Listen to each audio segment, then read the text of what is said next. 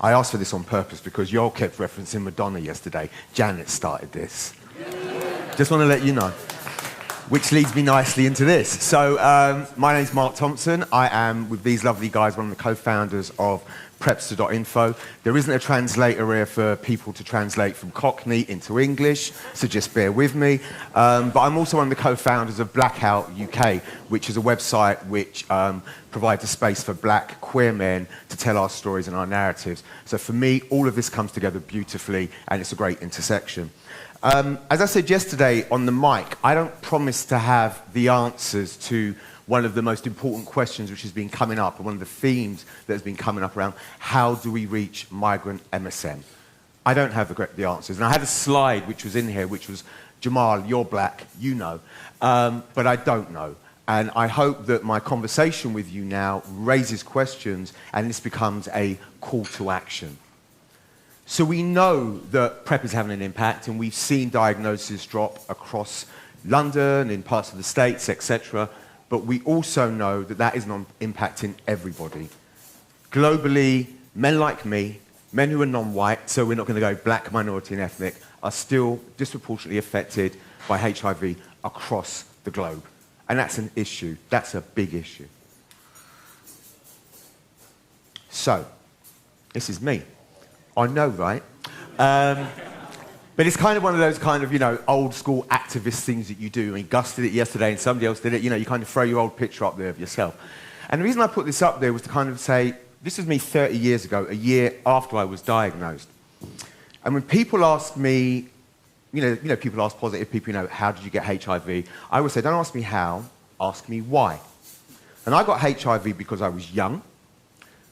I didn't have much agency, so I wasn't able to kind of negotiate the sex that I wanted to. When I saw images of men who were dying of AIDS, they were white, they were moneyed, they were in New York, they didn't relate to me. For me to go to a sexual health service at 17 for a little black boy from Brixton, frightening, intimidating, scary. And I said, I never saw me anywhere. 30 years later, these are still the reasons why young brothers, young migrant men are still getting HIV. I've sat in too many conferences in too many spaces and heard the same thing. And this is why this talk is a call to action. So I'm going to basically, in the next 20 minutes, try to unpick some of these things. So who are migrant MSM? I mean, who do we mean when we say migrants? What are the challenges and the barriers for them, but also for us? What role do we play? And that's us here, us more broadly, out in the sector, in our communities.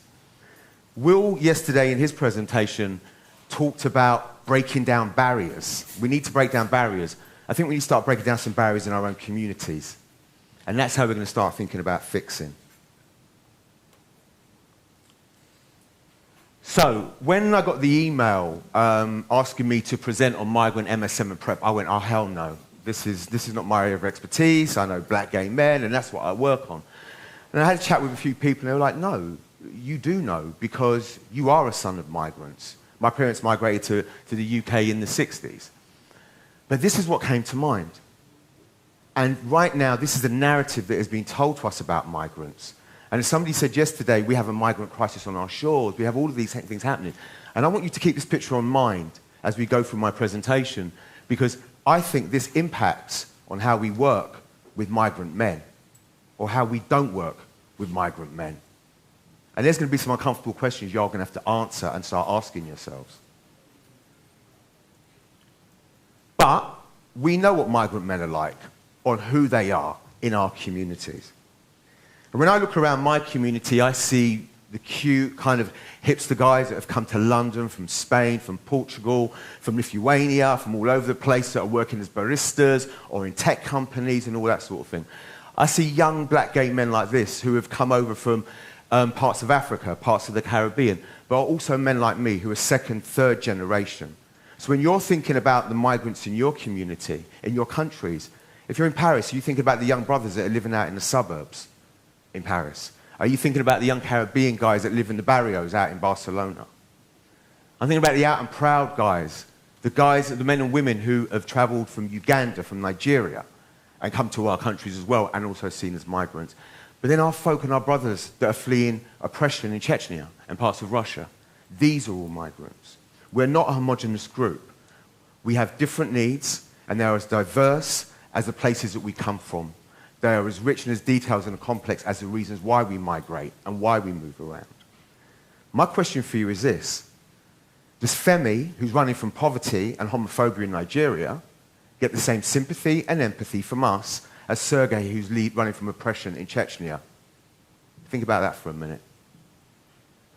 So I kind of looked back on EMIS and I thought, well, let's EMIS, the European Sex Survey that was done in 2010, is going to present in a few more years. And I was going to kind of do a Eurovision kind of breakdown on where migration is. Luxembourg, you've got the highest number of 50%. But what we saw, what I kind of drilled down and saw, is that the overwhelming majority of men were born in another European country, and they often migrate to a country near where they live, the next country over. People aren't going all over the place. There's not this mass migration that's happening. But I think what really struck me from EMIS was that in the northern European countries, it's usually Europeans that are migrating around. In the southern European countries, Spain, Portugal, etc., you've got men from Africa and the Caribbean. So how is your response meeting the needs of those men?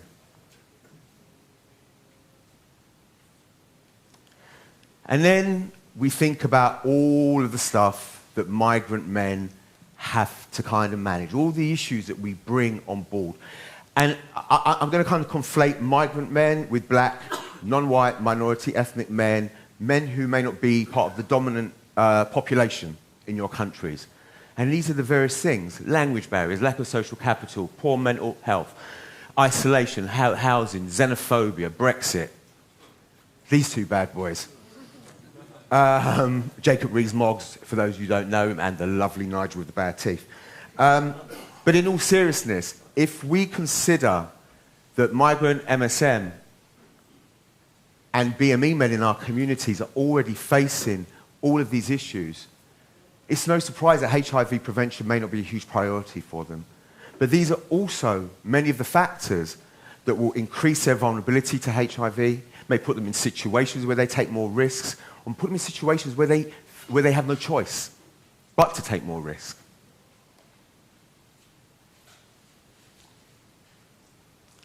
But then you've got all of these things. You've probably heard, the buzzword intersectionality.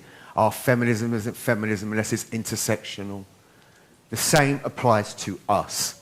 Our prevention work is not full 100% good prevention work unless it's intersectional, unless it considers all of these factors that the men who are most vulnerable to HIV face and place. So if we are not considering race, if we are not considering class and all of these things, then where do we go from there?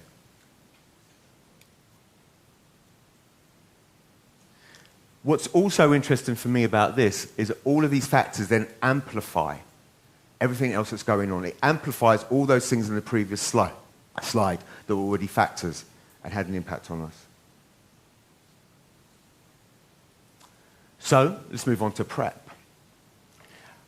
What's interesting for me is I nicked this slide from a previous presentation I did, which was looking at African communities in London and the UK. And you know what? I didn't change anything apart from the title. So for African heterosexual communities, and for women probably as well, these are the same issues. And what my comrades have spoken about earlier, through your conversations, are exactly the same thing. And I'm not going to stand here and keep going on about, cisgendered white men, we need to do this. You know this. What are you doing? So, we know that the issues are that migrant, MSM, and black and minority ethnic men are not engaged in the conversations generally. We know that healthcare professionals lack understanding of these men. And I think what's really important is that people bring in their own unconscious bias into that room. So when I think about Femi, who's come off that boat, what is that healthcare professional saying to that person? I know lots of young black gay men in London who have rocked up for the impact trial and be told, you're not eligible. Well, why? Well, these men don't have the language, they don't have the understanding of how to talk to healthcare professionals about it. We already know there's low levels of knowledge about PrEP, so I'm not going to labour that point. But I think stigma and cultural factors is something that came up in one of the breakout groups earlier, and it fascinated me when I was speaking to a guy from the Ukraine and somebody from Italy, and they were talking about young white men there. and thinking about, in those communities, they don't talk about sex. And there was some research done by the London School of Hygiene and Tropical Medicine recently, which spoke to a small group of African men, MSM, who said, I don't want to talk about sex. And I know lots of my buddies, we don't do that. But we know that part of the success of PrEP is that cascade, is your mate telling your mate telling your mate. But if you are tabooed, if you can't have those conversations with your friends, then that's a non-starter. So we need to kind of understand that. Not everybody's on the same page. That same old chestnut down the bottom. We're not represented in targeted health promotion. I want to thank Yusuf yesterday for just reminding me of something, and reminding all of us.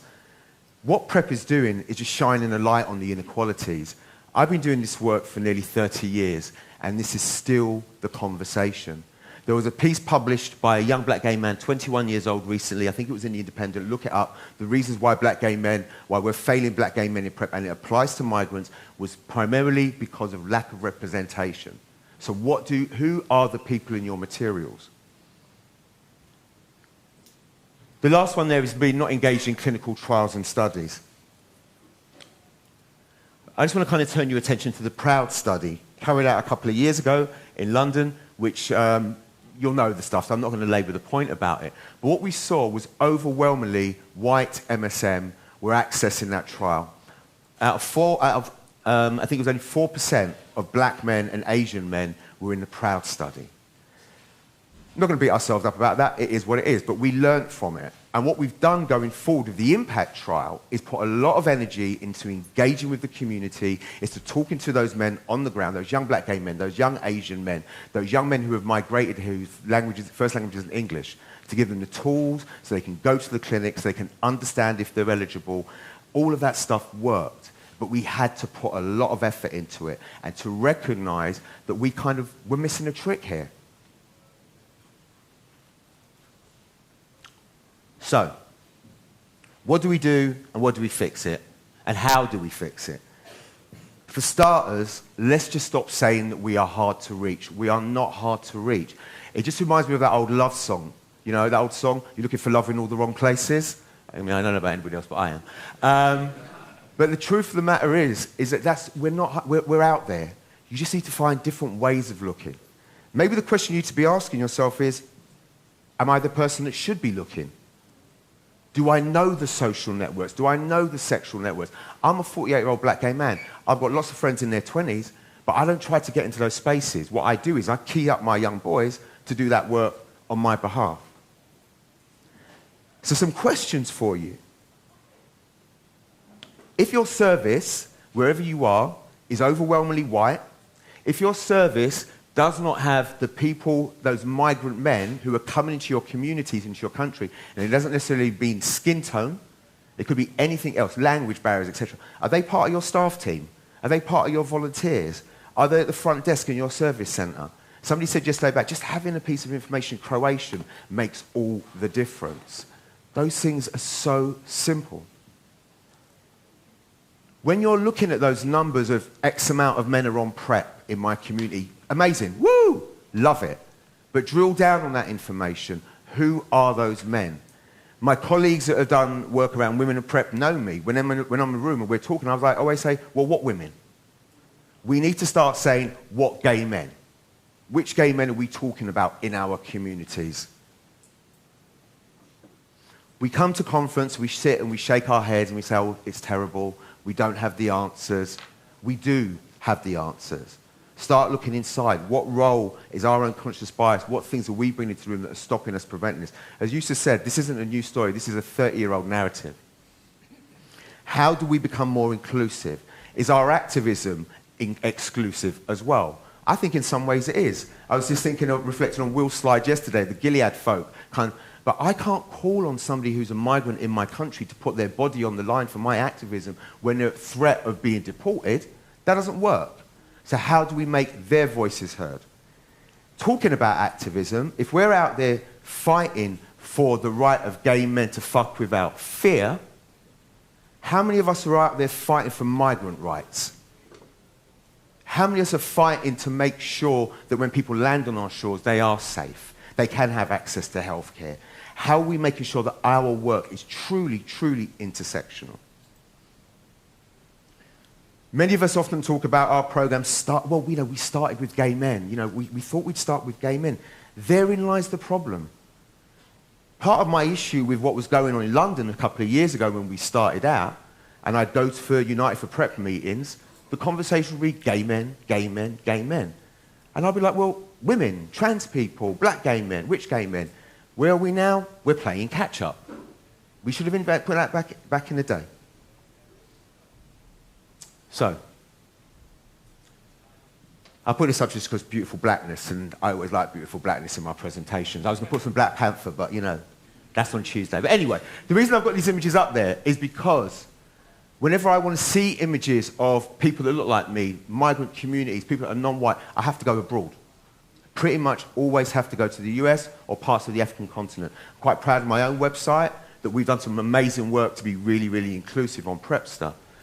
But it goes beyond putting coloured faces, and I say colour, I'm not talking about 1970s coloured, I'm talking about people of colour in our images, It's also about sharing that information. And one of the things I was really impressed with yesterday is to start that dialogue around how do we share stuff across the continent.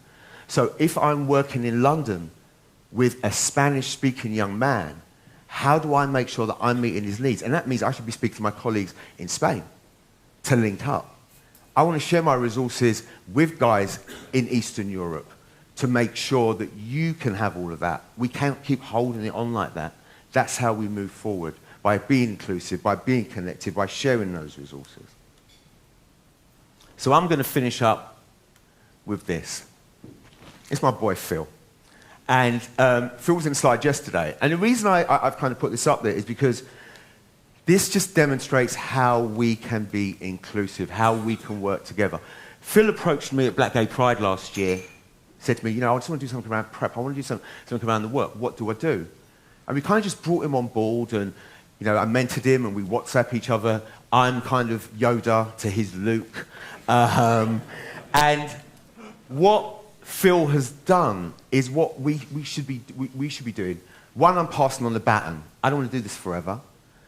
But what Phil has done is he takes his story, he goes online, he shares that experience with other young black gay men. And not just young black gay men that were born in the UK, because he's of that age and he's millennial and he's friends with practically everybody. His social network is huge. So he's speaking to migrant men. He's speaking to men from all over the space. But that, for me, is where we should be heading. We need to be empowering our black brothers, our ethnic minority brothers, our brothers who are coming to our shores, who are lonely, are confused, who don't have the tools that we have here to move forward. But empowering guys like Phil in your community to do that work makes our jobs a lot easier. Thank you very much.